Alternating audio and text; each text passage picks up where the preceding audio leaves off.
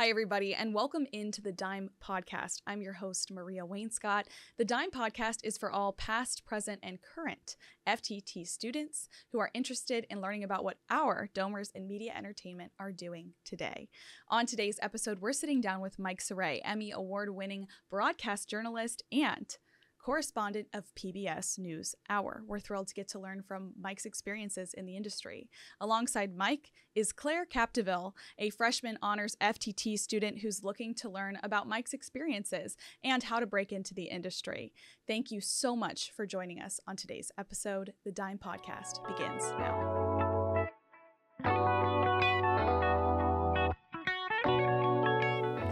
Mike, Claire, thank you both so much for being here today. I'm thrilled that we get to talk about both of your experiences as Domers.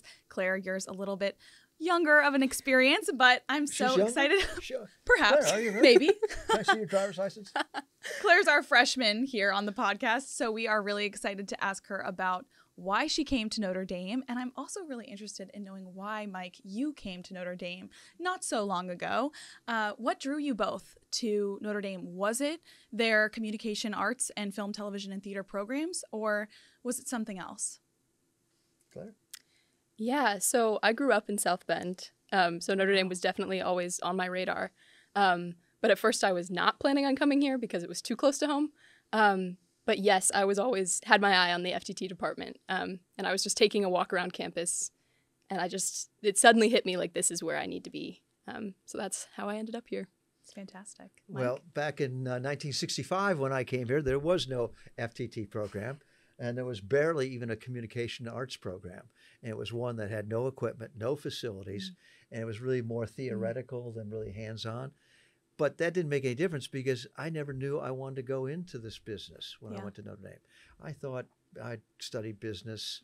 My father had been in advertising. I thought maybe I'd go that way. But to Notre Dame's credit, it was a blank slate. Yeah. And they opened my eyes to a lot of things that I found much more interesting and things I wanted to do. And communication arts was this very broad program for non-intellectuals like myself who would have taken American studies, but you had to be pretty smart. And I wasn't that smart. But communication arts figured that psychology courses, sociology courses, everything fit into it. And that's what I wanted to do. That's fantastic. How did your love for journalism come about then? One of the things I studied at Notre Dame was a couple of books. Studs Terkel, who was a radio commentator in Chicago and a columnist, wrote a seminal book called Division Street, interviewing just working class people in Chicago to really understand what their lives are about, their hopes and dreams and whatever. His follow-up book, Working, is really the Bible for interviewing and talking with people of all walks of life. That really struck me about being able to drop into someone else's world, albeit probably alien, and be able to listen and learn and then share it with someone. I thought that was fascinating. That was exhilarating to me. And seeing how he did it. And I had this sense of curiosity, and I thought, maybe reporting or journalism is the way to satisfy that curiosity. That might be the ticket to see a lot of things that I wouldn't otherwise see or experience. I love that. I'm super captivated by the ability to storytell other people's stories. And I've read extensively about your post-grad career. You have covered everything from the life of a taxi cab driver to the Marines, following the Marines into Afghanistan on the global war during the global war on terrorism. What motivates you to chase down and tell other people's stories? I think curiosity that I developed here at Notre Dame certainly is the lead. And the second is probably after I got back from Vietnam, I was pretty angry. I had a lot of questions. Yeah. I had a lot of questions of a lot of institutions and things that I didn't question prior. And so I guess I became a skeptic from having been over in Vietnam about how this country works. And so I wanted answers and I wanted to ask the questions. And so I think that made me somewhat inquisitive. So in the case of going back with the Marines to Afghanistan into Iraq, it was more of, I wanted to witness another generation going through what I went through, wondering if it was the same and what impact it was going to have on them and how they were feeling. So it was based on something experiential. And I really never thought that our country would go back to war again as Mm-hmm. long as Vietnam veterans were alive who went to war under dubious reasons. And now it was happening again. And I had to find out why. Absolutely. How do you pursue finding a story?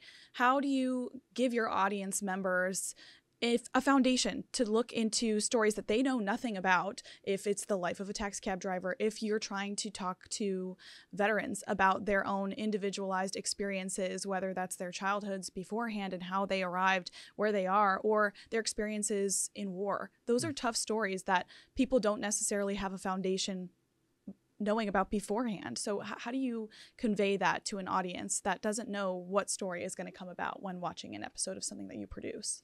I think the key is if you can make the personal connection with those people and think of what your audience is thinking. Think of their preconceptions or misconceptions and deal with those head on. Mm-hmm. So in the case of going back and embedding with these Marines, what was their motivation after 9/11? They all had signed up after 9/11.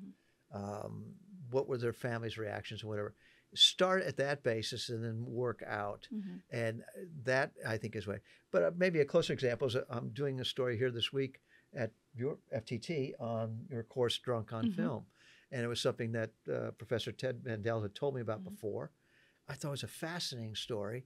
And about 3 weeks ago in an editorial meeting, one of the arts editors at the PBS NewsHour said, we'd like to do something on alcoholism on college campuses. Boom, I had remembered the story from Ted. I pitched the story, and that got it going.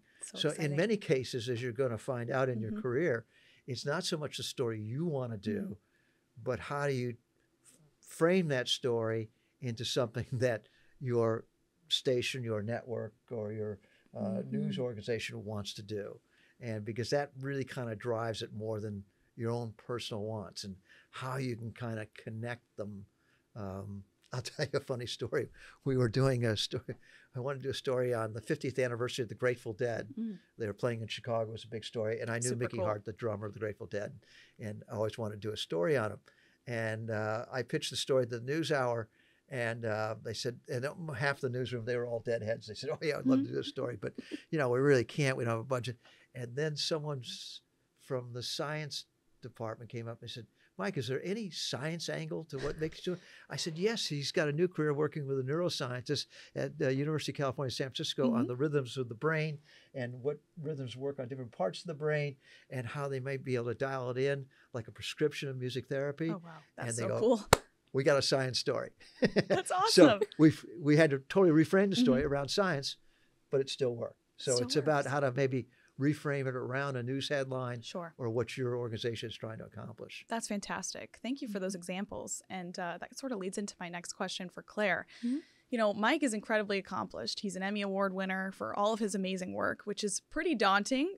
Speaking about that as undergraduate students and not really knowing what the media and entertainment industry might hold for us in the future. But even though that's daunting, is there anything that you're really excited to learn more about during your time here at the University of Notre Dame, or maybe pursue post-grad that Mike might have some answers to? Yeah, I think what you said earlier about telling people's stories is what really draws me to the possibility of a career in journalism or just my interest in it in general. So yeah, the uniqueness of perspective, of looking at that perspective of the Marines or the taxi driver, I think that, that's something that is really compelling to me, and is something I want to learn more about, how to enter into people's lives and to tell that story, honoring them, but also to people who might not already understand where they're coming from, and particularly, I think stories about war and conflict.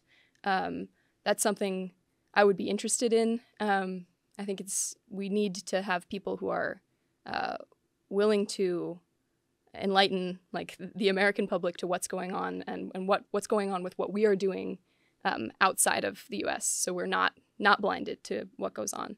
I think that's very important, and that specifically is something I would be interested in pursuing and learning more about, that you have experience in from multiple sides of that, it sounds like.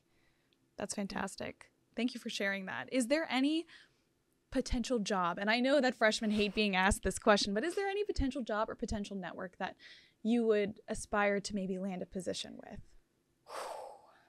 Specifically, I don't know. And I'm kind of debating because I am in film, television, and theater right now, and I'm concentrating in film. So my original plan was to go into directing films. Nice. But I keep on just like feeling this tug towards journalism, like maybe this is what I'm called to do. So I really don't know specifically where I would go with that. Careful, it's addictive. It is. You'll get hooked. It is. You'll get hooked. Yeah. That's very cool. And Notre Dame's Journalism, Ethics, and Democracy minor is a fantastic place to start. Yes. So I know that you probably haven't been able to take too many of those courses quite yet, but once you do, like Mike said, it's addicting and you end up going to grad school pursuing something in journalism. So I will tell you, you will love the storytelling process. It's fantastic here at Notre Dame. And Mike, now segueing to talking a little bit more about what you're doing here on campus. You mentioned previously that you are here to film an episode of PBS NewsHour on Professor Ted Mandel's class, Drunk on Film. Can you talk a little bit about how you put together a story like that? Well, Ted Mandel and Arnie, the psychology professor, have been very helpful in helping shape the story and tell me what the story's about, what their intentions are, and they helped set up some interviews with students. So I guess I'd break it down. First of all, who is the story for? In this case, it's for our arts editor. So it's not for general purpose news or whatever. So I'm finding myself having to be very careful of not getting down into the weeds too much on the behavioral therapy part of the program or whatever. I mean, we will touch on that.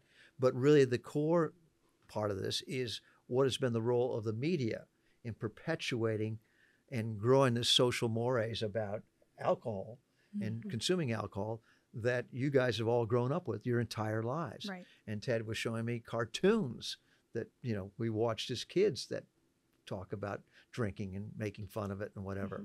And so as I lay out the story, I had to be a little bit careful of not getting too much involved on the behavioral therapy process, which is absolutely fascinating. Right. And I think this thing has been very effective.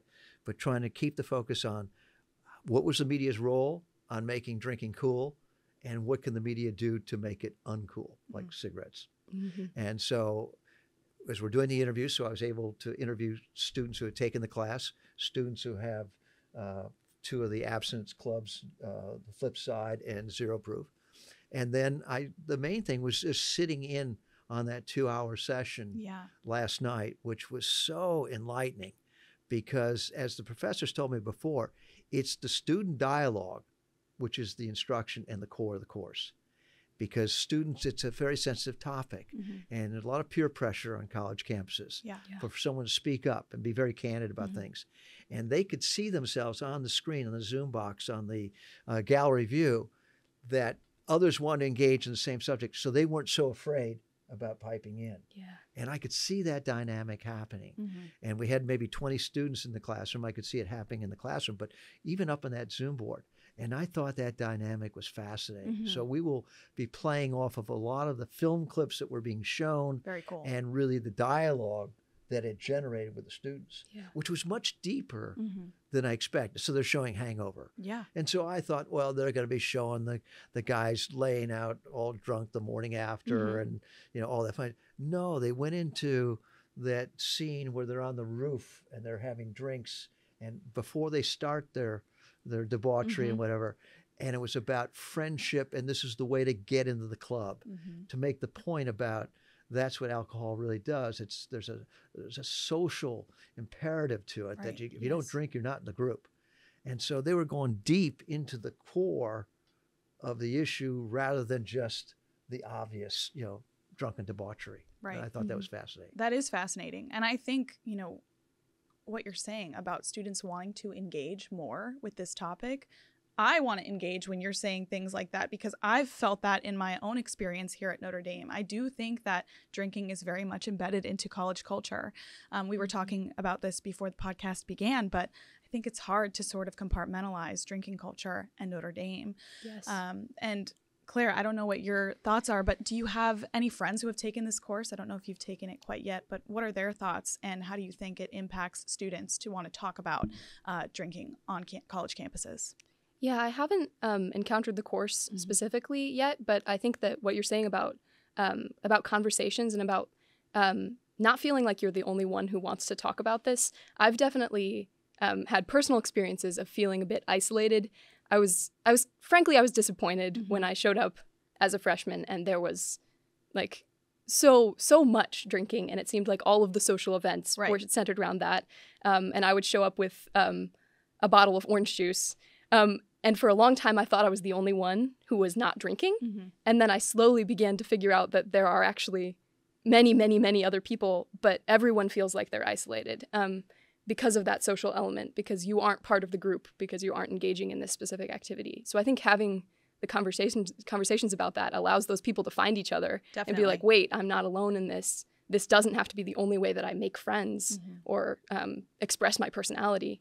So I think there's a really deep power in that capacity for having a discussion. For sure.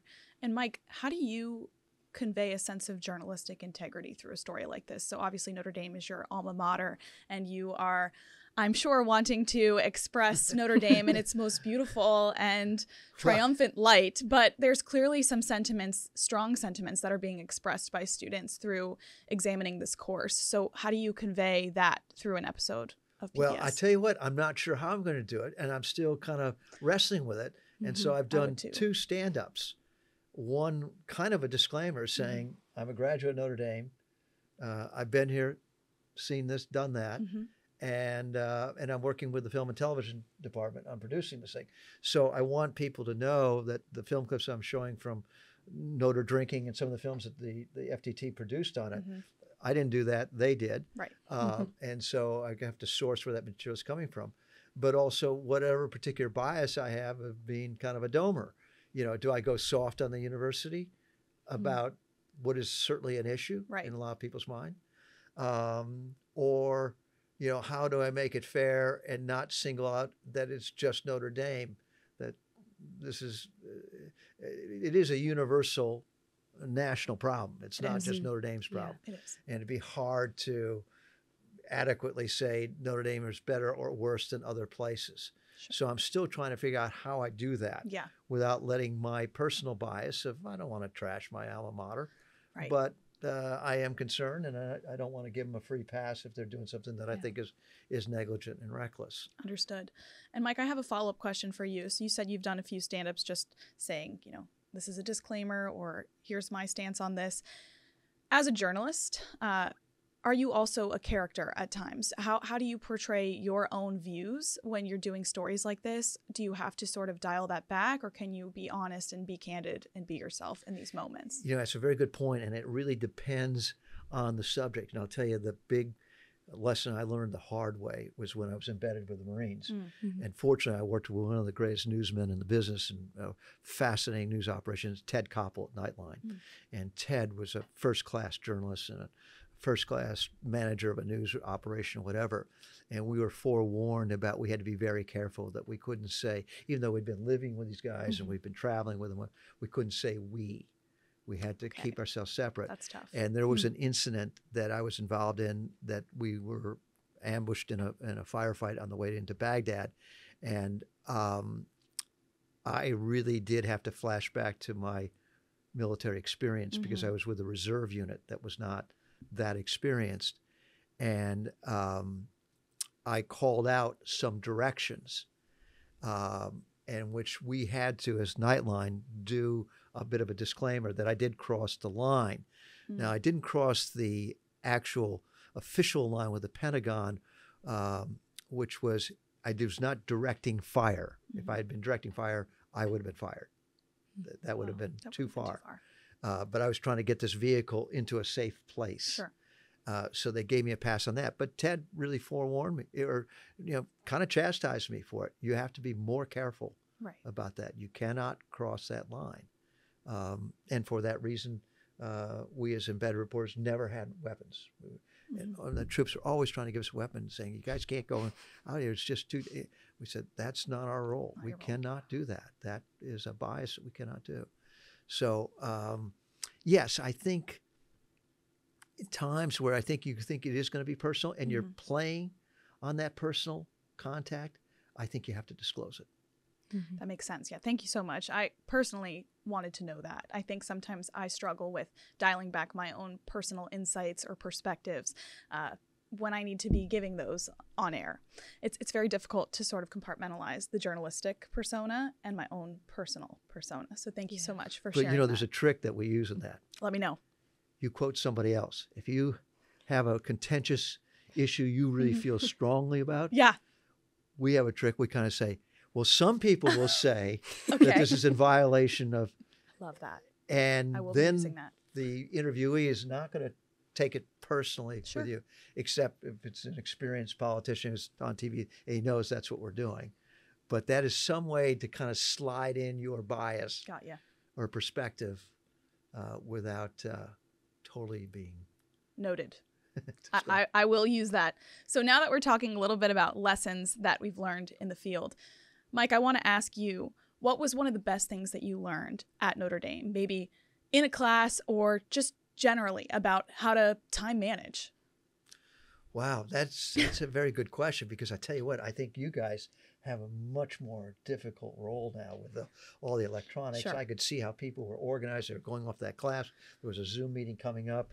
The teams of the kids on that classroom, how they had to get together with each other to jointly produce their presentations. That was a level of organization we never had to do. I think we have an expression in the news business, deal with your closest alligator. And I think that's the way I dealt my time management with Notre Dame was, what was a test? What was the paper? What was coming next? And we'll deal with the next one after that. But we can't fail on this one that's coming up. Exactly. So I think that was probably the extent of my time management, which really probably wasn't that good when I was here. That's fair. I feel like it's a work in progress for everybody. Absolutely. Notre Dame has definitely helped me a lot with time management. Claire, I want to ask you, I know you've only been here for about a year, but you grew up in South Bend and you've been around Notre Dame for quite some time. So you know a lot about the university and you know a lot about its mission and what it wants to teach you. You had to take the Moreau first year experience course, so you know a lot about what Notre Dame preaches and teaches. What are you looking forward to learning more about here at Notre Dame? So many things. I'm so excited about like all of the specific courses that I'm taking next semester, because I'm able to dive deeper into the psychology major, which is my second major. Very cool. I'm continuing to do more film production. It's been amazing to get to know each of the professors, and like particularly in the FTT department, the professors are also in the industry, so like they know what they're doing, and they're also like producing things on the side, and I think that's super exciting too, to get to see their projects and have them be instructing you on your own ones. So yeah. That's fantastic. Yay, excited for you. I'm a senior, so I'm vicariously living through you and all the cool experiences and classes that you'll have in the next 3+ years. So I want to wrap up this podcast with my favorite question. Mike, do you have any advice for students like Claire and I who are really interested in media entertainment, but we don't know what we don't know? What's a piece of advice that you want to give us as we embark on endless possibilities in media entertainment? I guess it's, to paraphrase, it's the story, stupid, because there are a lot of barriers to entry in this business. But I'll tell you what, the direct line is the story. And now, even though there's massive layoffs, newspapers and television networks and whatever, if you have a story, you have an ability to get it out on social media, that story will get you through to the places you have to get through to. And so I think a lot of people going in this business now are really discouraged, because there is a real consolidation and a cutback on budgets and whatever. But I still think there are many opportunities if you have the story. And if you kind of forget about all the professionalism and the aura of being on television and all that stuff, and just keep the focus on the story, it'll get you to where you want to go. That's my feeling. Awesome. Well, Mike, thank you so much for all of your advice and sharing about your experiences with us today. Claire, thank you so much for sharing about your hopes and dreams and just imparting some wonderful wisdom with us today. So I had so much fun. Hopefully we can do this again. Thank you for coming, and thank you for sharing, and thank all of you for watching today's podcast. Until next time, this has been the DiME Podcast.